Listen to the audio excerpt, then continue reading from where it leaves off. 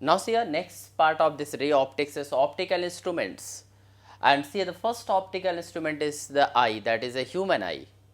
And you know, we are using eye for seeing everything around us, and this is one of the very good optical instrument where we can see the working of the lens, retina and everything. Now see here, the eye, here the human eye, structure of the human eye is like this. This is the outline of that.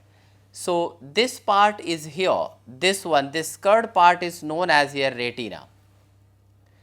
Here, this retina acts as a screen, just like a film in the photographic camera.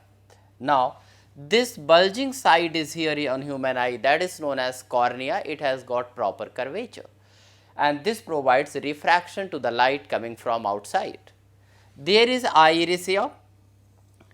This iris controls the size of the pupil, here this pupil, and the pupil is here allows to enter the light into the eye.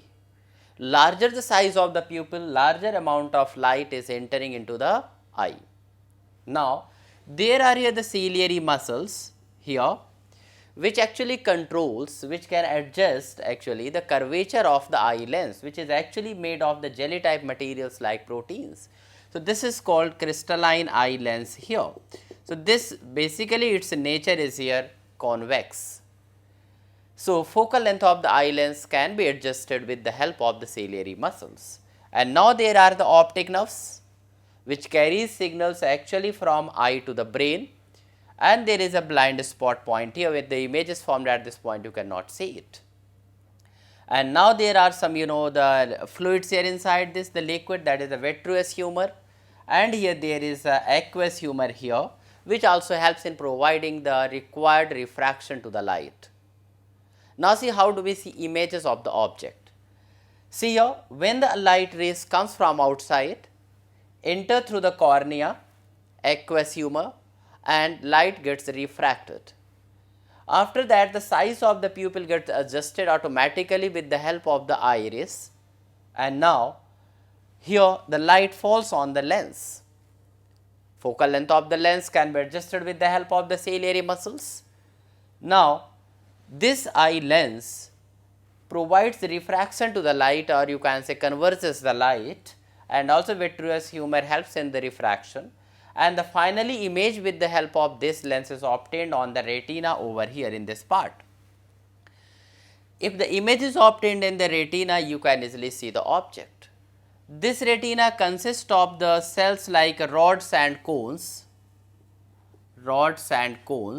which helps is actually recognizing, or you can say detecting, the intensity of the light and colors. And now see, when the image is obtained on the retina, all these optical signal gets converted into electrical signals, and then these signals are sent to the brain with the help of the optic nerve, and the image of the object is seen. So actually the real and inverted image is formed on the retina, but when this is converted into electrical signals and taken to the brain, we see the erect image. So actually this is the interpretation of the image, erect image, that is actually due to our brain. So now this is about human eye and its working. Now somehow if this eye lens is not able to converge the rays in front of the on the retina, that converges in front or beyond the retina, we cannot see the actual image. We cannot see that thing here. We can say here there is a defect in the eye. And this lens also has got, you know, unique property, not like a camera. It can adjust its focal length according to the position of the object instantaneously, and the ability of the eye lens to see the nearby object as well as far off object is known as, actually by adjusting its focal length, is known as accommodation. And this is the minimum distance up to which the the object can be seen clearly and distinctly, is known as here, that is least distance of distinct vision, that is 25 centimeter for normal eye. And the maximum distance or the far distance up to which object can be seen easily with the help of the eye lens is known as far point. For the normal eye, the far point is infinite and the least point is 25 centimeter. So there are some common defects in the human eye, that is, one is the myopia, that is called short sightedness, hypermetropia, that is long sightedness, presbyopia, that is actually here the hypermetropia and myopia both, and astigmatism. Now these defects we will be discussing here in the next part.